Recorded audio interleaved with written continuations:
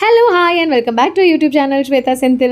അപ്പോൾ ഇന്ന് എനിക്ക് ജോലിക്ക് പോകണ്ടാത്തൊരു ദിവസമായിരുന്നു കേട്ടോ. ഇന്നൊരു ഓഫ് കിട്ടിയ ദിവസമാണ്, വീട്ടിലുണ്ട്. അതിൻ്റെ ഒരു സന്തോഷം, സമാധാനം. കാരണം പയ്യെ പയ്യെ കാര്യങ്ങൾ ചെയ്താൽ മതിയല്ലോ.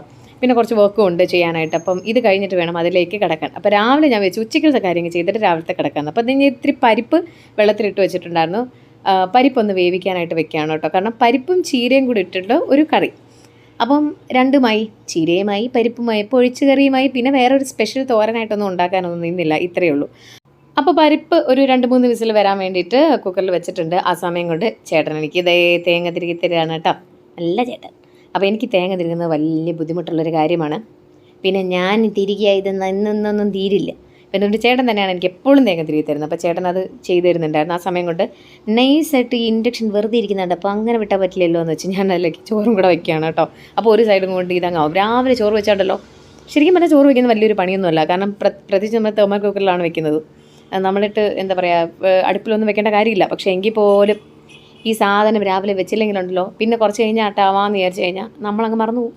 ചിലപ്പോൾ കറിയെല്ലാം ചോറാവില്ല. അതുകൊണ്ട് അത് സൈഡിൽ കൂടെ നടക്കട്ടെ എന്ന് വിചാരിച്ചു. പിന്നെ ഞാൻ ചമ്മന്തി അരയ്ക്കാനുള്ള കാര്യങ്ങളാണ് കേട്ടോ. അപ്പോൾ ചമ്മന്തി എല്ലാവരും അരയ്ക്കുന്നത് പോലെ തന്നെ കേട്ടോ. തേങ്ങ, ചെറിയുള്ളി, ഒരു ചെറിയ പീസ് ഇഞ്ചിയും കൂടി ഇടും, പിന്നെ ഒരു പച്ചമുളക്, ഇതെല്ലാം കൂടി ഇട്ട് അപ്പോഴേക്കും നമ്മുടെ കുക്കർ അടിയൻ 2-3 വിസിലടിച്ചു കേട്ടോ. അപ്പോൾ കടുക് വറുത്ത് ചമ്മന്തി അരച്ചതും കൂടി ഇട്ട് കഴിഞ്ഞാൽ ചമ്മന്തി റെഡി. അപ്പോൾ ദോശയും ചമ്മന്തിയും അത് സെറ്റായി.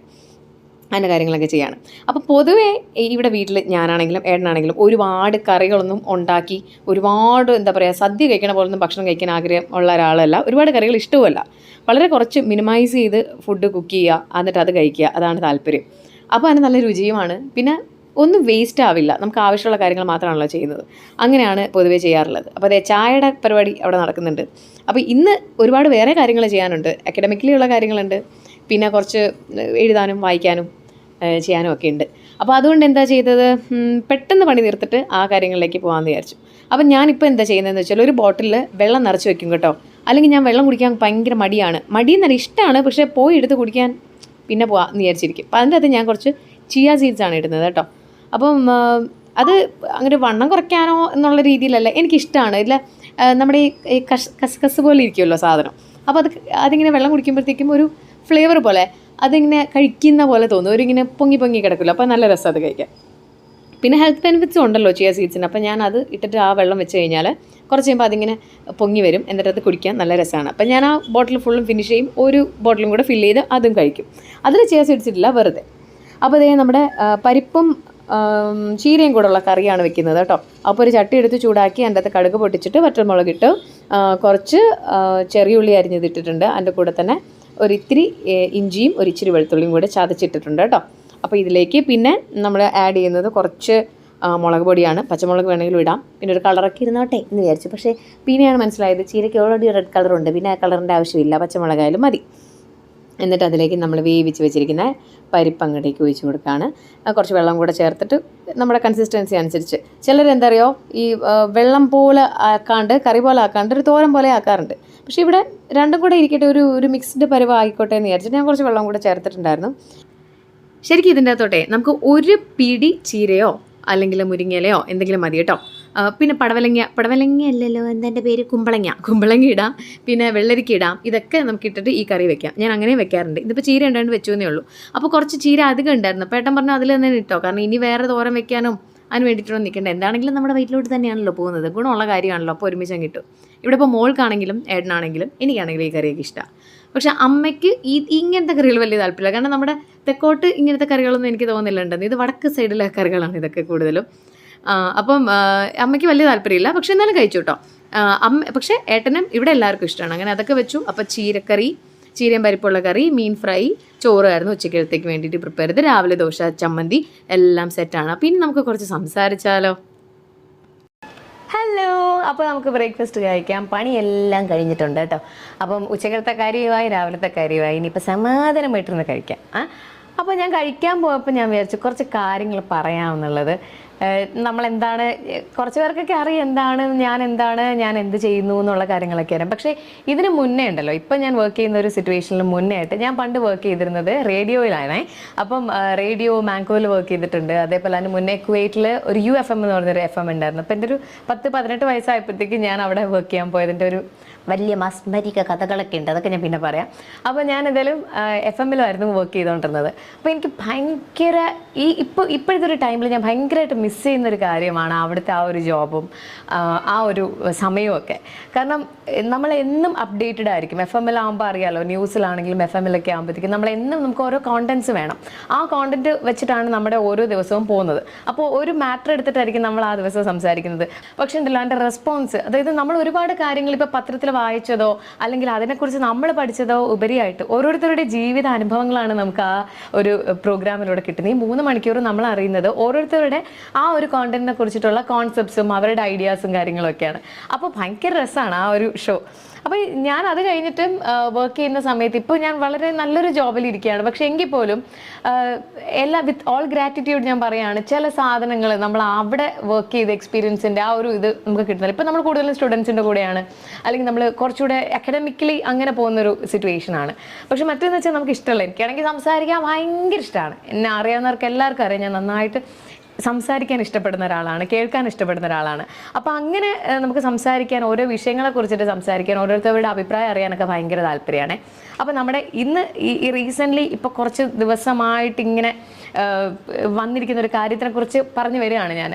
പക്ഷേ എന്നെ സംബന്ധിച്ചിടത്തോളം, അല്ലെങ്കിൽ ഇപ്പോൾ കേൾക്കുന്ന പലരും ഉണ്ടാവും, നമ്മൾ എല്ലാ കാര്യങ്ങളും നമ്മുടെ ഹസ്ബൻഡ്സിൻ്റെ അടുത്ത് പറയാൻ, അല്ലെങ്കിൽ അവർ നമുക്കൊരു സ്പേസ് തരാൻ വേണ്ടി നമ്മൾ കാത്തിരിക്കുന്ന ആൾക്കാരാണ് അല്ലേ. അപ്പം ഈ ഒരു സിറ്റുവേഷനിൽ കമ്മ്യൂണിക്കേഷൻ്റെ എത്രത്തോളം ഇമ്പോർട്ടൻ്റ് ആണ് നമ്മുടെ ലൈഫിൽ എന്നുള്ളതിനെ കുറിച്ചിട്ടാണ് ഞാൻ പറഞ്ഞു വരുന്നത്. നമ്മുടെ ലൈഫിൽ ഏറ്റവും ഇമ്പോർട്ടൻ്റ് ആയിട്ടുള്ള ഒരു കാര്യമാണ് ഫാമിലി ടൈം, അതേപോലെ കമ്മ്യൂണിക്കേഷൻ എന്നുള്ളത്.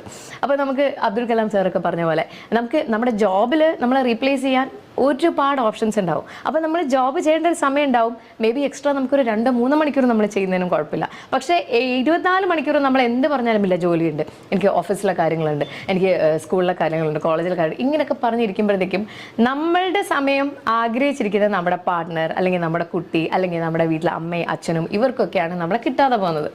അപ്പോൾ അവരുടെ ഒരു സ്പേസും കൂടെ നമ്മൾ കൺസിഡർ ചെയ്ത് family time is important. Because ഫാമിലിയിൽ നമ്മുടെ ഒരു പ്ലേസ് റീപ്ലേസ് ചെയ്യാൻ പറ്റത്തതേ ഇല്ല. പക്ഷേ നമ്മുടെ ഓഫീസ് സ്പേസിൽ ഇഷ്ടം പോലെ ഓപ്ഷൻസ് ഉണ്ട്, നമ്മളില്ലെങ്കിൽ വേറെ 100 പേരുണ്ടാവും. അപ്പോൾ ഞാൻ പറഞ്ഞു വന്നത് കമ്മ്യൂണിക്കേഷൻ ഇസ് വെരി ഇമ്പോർട്ടൻറ്റ് നമ്മുടെ ലൈഫിൽ അല്ലേ.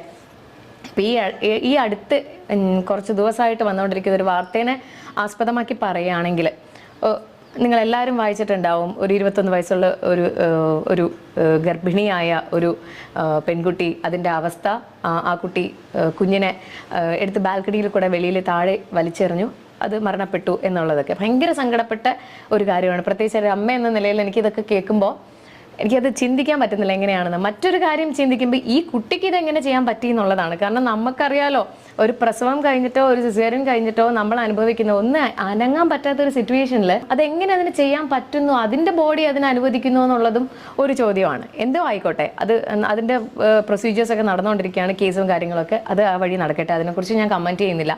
പക്ഷേ എന്തുകൊണ്ടാണ് ആ ഒരു ഫാമിലിയിൽ ആ പേരൻസ്, ആ കുട്ടിയുടെ പേരൻസ് ഇത് അറിയാതെ പോയത്? കമ്മ്യൂണിക്കേഷൻ്റെ ലാക്ക് അല്ലേ.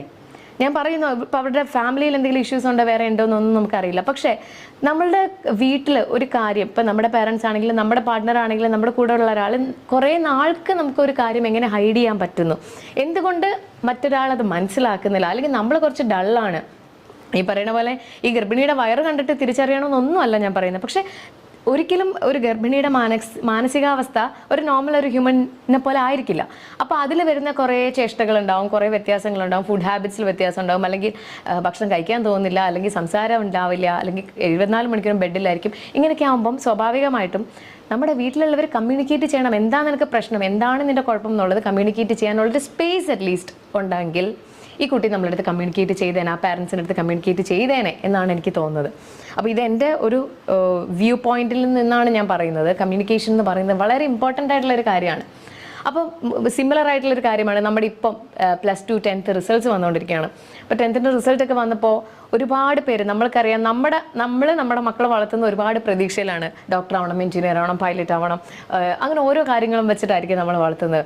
പക്ഷേ നമ്മുടെ എക്സ്പെക്റ്റേഷൻസിൻ്റെ അടുത്തേക്ക് നമ്മുടെ കുട്ടികൾ വരണം എന്ന് ഒരു നിർബന്ധവുമില്ല. ചിലപ്പോൾ നമ്മുടെ എക്സ്പെക്റ്റേഷൻസ് പാടെ തകർത്ത് കൊണ്ട് അവർ ഒരു മോശമായിട്ടുള്ള റിസൾട്ട് ആയിരിക്കാം കൊണ്ടുവരിക. അല്ലെങ്കിൽ ഹൈ എന്താ നമുക്ക് അത്ര എക്സ്പെക്ടൻസി ഒന്നും ഉണ്ടാവില്ല, നമ്മൾ എക്സ്പെക്ട് ചെയ്യേയില്ല. ഓ ഇവള് പഠിക്കുകയില്ല എന്ന് പറയുന്ന കുട്ടികൾ ഭയങ്കരമായിട്ട് പഠിക്കുന്ന കുട്ടികൾക്ക് പെട്ടെന്ന് മാർക്ക് കുറയുകയും ചെയ്യും. പക്ഷെ നമ്മളൊന്ന് ആലോചിക്കണം, ഇപ്പോൾ ഒരു 10-15 വയസ്സാകുമ്പോഴത്തേക്കൊക്കെ ഒരു SSLCയുടെ എക്സാം എഴുതുന്നത്. അത്രയും നാൾ നമ്മൾ ആ കുട്ടീനെ വളർത്തി, നമ്മൾ വലുതാക്കി, നമ്മൾ അവർക്ക് വേണ്ടിയിട്ടുള്ള കാര്യങ്ങൾ എല്ലാം പ്രൊവൈഡ് ചെയ്ത് ഫിനാൻഷ്യലി അല്ലെങ്കിൽ നമ്മുടെ മാനസികമായിട്ടും നമ്മുടെ ആരോഗ്യപരമായിട്ടും ഫിസിക്കലിയൊക്കെ നമ്മൾ ഒരുപാട് ഈ കുട്ടിക്ക് വേണ്ടിയിട്ട് നമ്മൾ വർക്ക് ചെയ്തിട്ട് ഒരു പോയിന്റിൽ എത്തുമ്പോൾ ഈ കുട്ടിയുടെ റിസൾട്ട് മോശമായി എന്ന് പറഞ്ഞിട്ട് നമ്മൾ ഒരുപാട് ഹരാസ് ചെയ്യുക, അല്ലെങ്കിൽ നമ്മുടെ വിഷമങ്ങൾ നമ്മൾ പറയുന്നു, ഒരുപാട് ബുദ്ധിമുട്ടുകൾ നമ്മൾ പറയുന്നു, ഇങ്ങനെ കഷ്ടപ്പെട്ടല്ലേ നിന്നെ വളർത്തിയത്, അങ്ങനെ കുറേ കുറ്റപ്പെടുത്തലുകൾ ചിലപ്പോൾ ഇപ്പോഴത്തെ തലമുറയിലുള്ള കുഞ്ഞുങ്ങൾക്ക് ഇതൊന്നും അക്സെപ്റ്റ് ചെയ്യാൻ പറ്റുന്നൊരു കാര്യമേ അല്ല. സോഷ്യൽ മീഡിയയിൽ കൂടെ കുറേ അവയർനെസ് ഒക്കെ വരുന്നുണ്ട്, അതായത് എങ്ങനെയാണ് ഒരു തോൽവി അല്ലെങ്കിൽ ഒരു ഫെയിലിയർ നമ്മൾ എങ്ങനെ അപ്രോച്ച് ചെയ്യണം എന്നുള്ള കാര്യങ്ങളൊക്കെ. അപ്പോൾ നമ്മുടെ പേരൻസും ആസ് എ പേരൻസ് നമ്മളും കൂടെ കുറച്ചുകൂടെ ഒന്ന് വിജിലൻ്റ് ആയിരിക്കണം ഈ ഒരു കാര്യത്തിൽ. ഇത്തിരി മാർക്ക് കുറഞ്ഞാലും കുഴപ്പമൊന്നും ഇല്ലെന്നേ എത്രയോ പേര് എൻ്റെ കൂടെ പഠിച്ചിട്ടുള്ളവരും, അല്ലെങ്കിൽ ഇപ്പോൾ ഞാൻ പഠിക്കുന്ന സമയത്ത് ഭയങ്കര സ്റ്റുഡീസോ ഒന്നും ആയിരുന്നില്ല, നോർമൽ അത്രയേ ഉള്ളൂ. അപ്പോൾ എൻ്റെ കൂടെ പഠിച്ചിരുന്ന പലരും വളരെ വളരെ നല്ല പൊസിഷൻസിലാണ് എത്തിയത്. ഒരു 10th മാർക്കോ ഒരു +2 മാർക്കോ അല്ലല്ലോ നമ്മൾ ഡിസൈഡ് ചെയ്യുന്നത് നമ്മുടെ ലൈഫ്. അപ്പോൾ ഇനി അങ്ങോട്ട് എങ്ങനെയാണെന്നുള്ളത് നമ്മൾ കൂടെ നിന്ന് നമ്മുടെ കുട്ടികളെ ഒന്ന് സപ്പോർട്ട് ചെയ്ത് അവരെ കൊണ്ടുവരിക. കുറ്റപ്പെടുത്തലുകളാവാം, പക്ഷേ ഒരുപാടായി അവരെ തകർക്കുന്ന രീതിയിലുള്ള കാര്യങ്ങളൊന്നും പറയരുത്. കമ്മ്യൂണിക്കേറ്റ് ചെയ്യുക, എന്താണ് നിൻ്റെ പ്രശ്നം, ഇനി നമ്മൾ എങ്ങനെ ഇത് ചെയ്യും, ഏതൊരു സിറ്റുവേഷനും നമ്മൾ ഓവർകം ചെയ്യണം അല്ല. അപ്പോൾ ഇതെങ്ങനെ നമ്മൾ ഓവർകം ചെയ്യുന്നത്, ഇരുന്ന് സംസാരിക്കുക. അപ്പോൾ communication is very important family ലൈഫിൽ. അത് കുഞ്ഞു മോളിനോടായിക്കോട്ടെ, ഒരു LKG കുട്ടിയോടായിക്കോട്ടെ, നമ്മുടെ ഹസ്ബൻഡിനോടായിക്കോട്ടെ, നമ്മുടെ പാരൻസിനോടായിക്കോട്ടെ, നമ്മുടെ ഫ്രണ്ട്സിനോടായിക്കോട്ടെ, എല്ലാവരും നമ്മുടെ കൊളീഗ്സിനോടായിക്കോട്ടെ, എല്ലാവരുടെ അടുത്തും കമ്മ്യൂണിക്കേഷൻ ഇസ് ഇമ്പോർട്ടൻറ്റ്. അത് തീർച്ചയായിട്ടും നമ്മളെല്ലാവരും ചെയ്യേണ്ട ഒരു കാര്യമാണ്. ശരിക്കും പറഞ്ഞാൽ കമ്മ്യൂണിക്കേഷനെ കുറിച്ച് പറഞ്ഞു വന്നിട്ട് അവസാനം ഒരു ഘോര പ്രസംഗത്തിലാണ് ഞാൻ വന്ന് നിൽക്കുന്നത്. പക്ഷേ എനിക്ക് അങ്ങനെയാണ്, സംസാരിക്കുമ്പോൾ ഒരുപാട് കാര്യങ്ങൾ പറയാൻ തോന്നും, നിങ്ങളുടെ അഭിപ്രായങ്ങൾ അറിയാൻ തോന്നും. അങ്ങനെ എല്ലാവരും അങ്ങനെയാണോ? വീട്ടിലെല്ലാവരുമായിട്ട് കമ്മ്യൂണിക്കേറ്റ് ചെയ്യാറുണ്ടോ? നിങ്ങളുടെ ഹസ്ബൻഡും ഫാമിലിയായിട്ടൊക്കെ ഇരുന്ന് സംസാരിക്കാറുണ്ടോ? അല്ലെങ്കിൽ സംസാരിക്കാറില്ലെങ്കിൽ പിടിച്ചിരുത്തി സംസാരിക്കുക. കാരണം നമ്മുടെ ഒരു ഹ്യൂമൻ ലൈഫിൽ നമ്മുടെ മെൻ്റൽ വെൽനെസ്സിന്, നമ്മുടെ ഫിസിക്കൽ വെൽനെസ്സിന് കമ്മ്യൂണിക്കേഷൻ ഒരു വലിയ ഫാക്ടറാണ്. അപ്പോൾ തീർച്ചയായിട്ടും ചെയ്യുക. ദോശ കഴിക്കാൻ എടുത്തത് ഇതുവരെ ഞാൻ കഴിച്ചില്ല, എന്നാൽ പിന്നെ തണുത്തുറച്ച ദോശ ഞാൻ കഴിക്കട്ടെ ഗൈസ്. അത്രയേ ഉള്ളൂ. ബൈ.